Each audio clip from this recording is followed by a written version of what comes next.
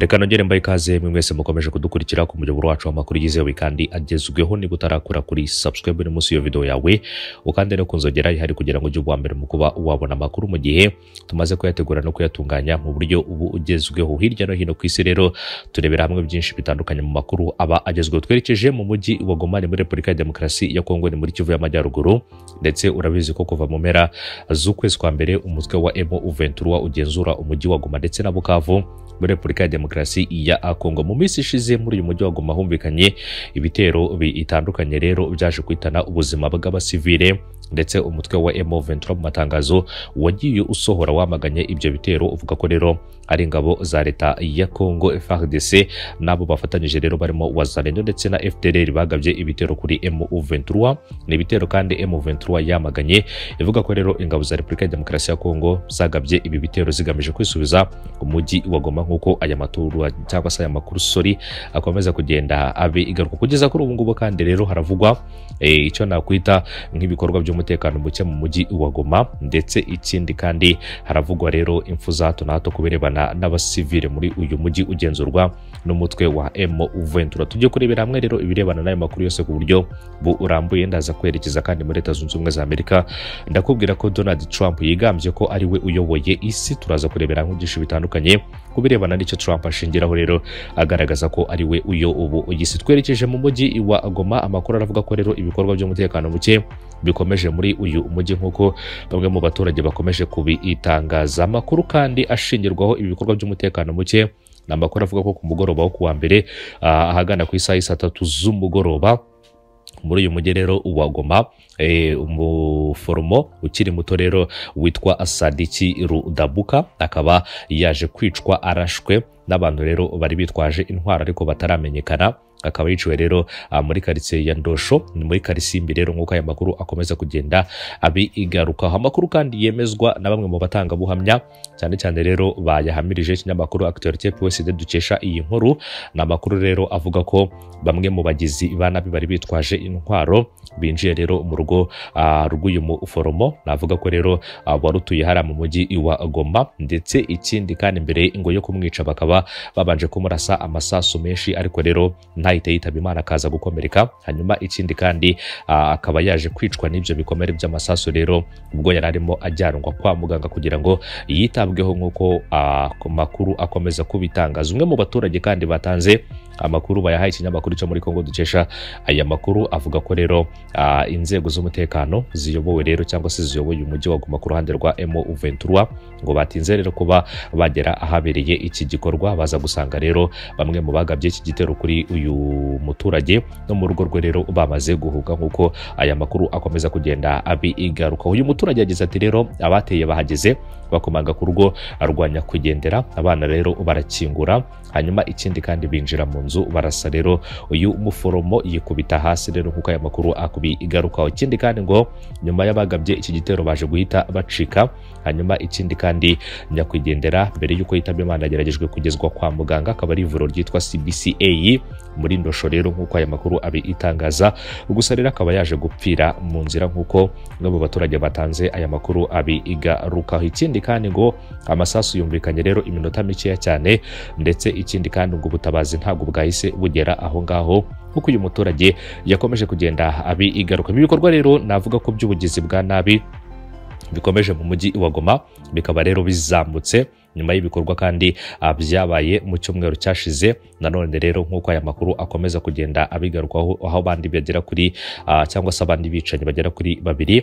Amakuru avuga ko rero muri Keshero naho hagaragaye ibikorwa navuga ko rero birebana n'umutekano muke mu mujyi wa Goma, nk'uko aya makuru akomeza kugenda abigarukaho. Ni amakuru avuga ko rero hapfuye abantu bagera kuri 2, ndetse ikindi kandi umwe akaba yaraje kwitaba Imana, undi agakomerekera kwa muganga mu cyumweru cyashize muri weekend ishize, nk'uko aya makuru akomeje kugenda abigaruka. Ibi bikorwa byose rero bikaba byongeye kuzamura icyo nakwita rero nk'ubwoba mu baturage cyane cyane mu mujyi wa Goma uyobowe n'umutwe wa M23, ndetse ikindi kandi ibikorwa bikaba byongeye kwiyongera nyuma yaho mu minsi ishize M23 yari yavuze ko yiteguye kurinda umutekano w'abasivile muri uyu mujyi. Amakuru kandi akavuga ko hari inyeshyamba nyinshi cyane zibarizwa muri uyu mujyi wa Goma, nyuma y'uko kandi hari amakuru avuga ko hari abarenga 4,000 baricitse rero muri gereza ya Centre, akaba ari gereza rero yitwa Central Prison of Muzenze, akaba rero ari imwe muri gereza zikomeye cyane hari mu mujyi wa Goma. Aba basirikare cyangwa se aba basivile bakaba baracitse gereza nyuma yaho M23 ifashe umujyi wa Goma mu mpera z'ukwezi kwa mbere, ndetse rero bikaba bishoboka ko ari bamwe mu bari guhungabanya umutekano w'abaturage hari mu mujyi wa Goma. M23 iherutse gutangaza ko rero itewe gukora ibishoboka byose mu kurinda umutekano w'abasivile muri uriya mujyi, ndetse ikindi kandi bagaragaza ko rero bakwiye guhangana n'ibitero ibyo ari byo byose aho byaturuka ahariho hose. Mu minsi ishize rero nyuma yo kumvikana ho rero ibikorwa bitandukanye muri uyu mujyi, M23 yashinje ingabo za leta ya Congo FARDC kugaba ibitero muri uyu mujyi, cyane cyane rero mu kurigaragaza ndetse no kurebera hamwe uburyo FARDC yakongera kwisubiza umujyi wa Goma kuri ubu ngubu ugenzurwa n'umutwe wa M23. Ni mu gihe kandi rero ibi byose biri kuba mu minsi ishize nibwo Repubulika ya Demokarasi ya Kongo n'umutwe wa M23 rero bemeranyije kuba bahagaritse imirwano nyuma y'ibiganiro byo kubwizanya ukuri kandi byubaha bagiranye iduha muri Qatar. Mu itangazo kandi ryanditse mu magambo amwe rero mu Gifaransa, ariko buri ruhande rero rwasohoye ukwarwo kuwa kane w'icyumweru cyashize, Kinshasa na M23 bavuze ko rero bongeye gushimangira guhagarika imirwano, kureba ko rero barebera hamwe uburyo rero ibikorwa byinshi bitandukanye byahagarara. Basabye abaturage rero no gukurikiza byinshi bitandukanye birimo rero mu birebana n'aya amasezerano. DRC kandi na M23 bavuga ko bemeranyije kujya hagarika imirwano ngo hagerwe rero ku gahenge kagomba gutuma imirwano ihagarara mu buryo bw'ingirakamaro burambye, hagamijwe kandi kurangiza intambara mu mahoro. Nguko rero akaba ari guhagarika imirwano kwa mbere kwemeranyijwe kuva rero ibiganiro byo muri Qatar bitangiye, nyuma y'uko M23 ifashe Goma mu mpera ya Mutarama, ikavuga ko rero ishaka kuyobora Kongo yose, na Kinshasa ikavuga ko rero itazigera iganira na M23. Hashize kandi ibyumweru bigera kuri 2 amakuru avuga ko rero ibiganiro byatangiye iduha hagati y'impande zombi, ariko ntacyo buri ruhande rwari rwagatangaje ku birebana n'ibyo biganiro. Itangazo kandi rya Kinshasa ryashyizweho umukono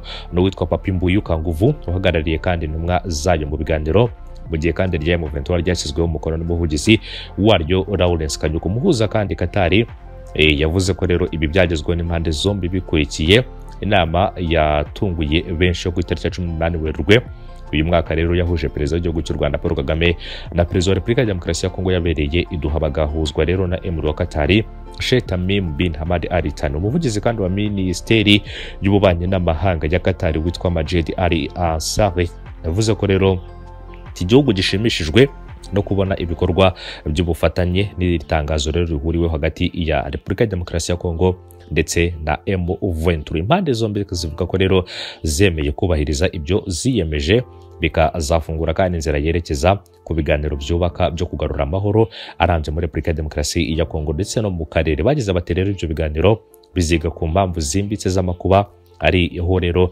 ubu none no ku buryo rero bwo kurangiza intambara muri teritwari zo mu burasirazuba bwa Repubulika ya Demokarasi ya Kongo. Ni mu gihe kandi Minisitiri w'Ububanyi n'Amahanga w'Ububiligi Maxime Prévost nawe yashimye Repubulika ya Demokarasi ya Kongo na M23 ku buryo biyemeje, avuga ko rero icyari igiciro cy'ingenzi cyane cyo gutuma rero ibikorwa by'umutekano muke bihagarara. Minisitiri w'Ububanyi n'Amahanga w'igihugu cy'u Rwanda nawe ntiyatanzwe.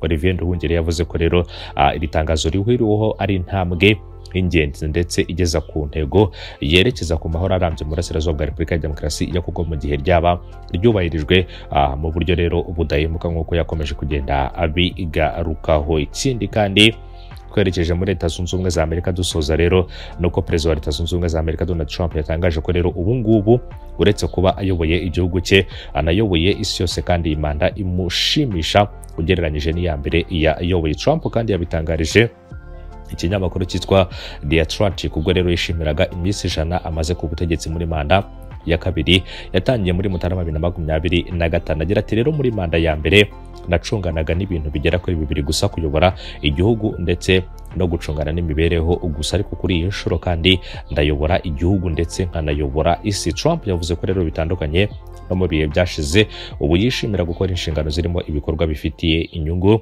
Leta Zunze Ubumwe za Amerika ndetse n'isi yose muri rusange. Abajijwe niba ashobora kuziyamamariza manda ya gatatu yavuze ko we ntabyo ashaka kandi ko aricyo kintu gikomeye ndetse byazagorana kubigeraho nk'uko akomeza kugenda abigarukaho ku birebana na Donald Trump rero wari warigeze kuyobora manda imwe Leta Zunze Ubumwe za Amerika aza kubasimburwa na Joe Biden kugeza kuri ubu ngubu rero akaba yaraje kongera kwisubiza intebe y'icyubahiro nk'umuyobozi wa Leta Zunze Ubumwe za Amerika nyuma yo gutsinda Joe Biden cyangwa se nyuma yo gutsinda Kamala Harris wari bahanganye mu matora rero y'umukuru w'igihugu. Trump rero akagaragaza ko kuyobora manda ya gatatu cyaba ari ikintu kigoye cyane kuri we, ariko agatangaza ko ntabigeze nyuma rero yo gutangaza ko ari umwe mu bayoboye isi ku birebana na Donald Trump. Umunsi mwiza n'ibihe byiza kuri mwese.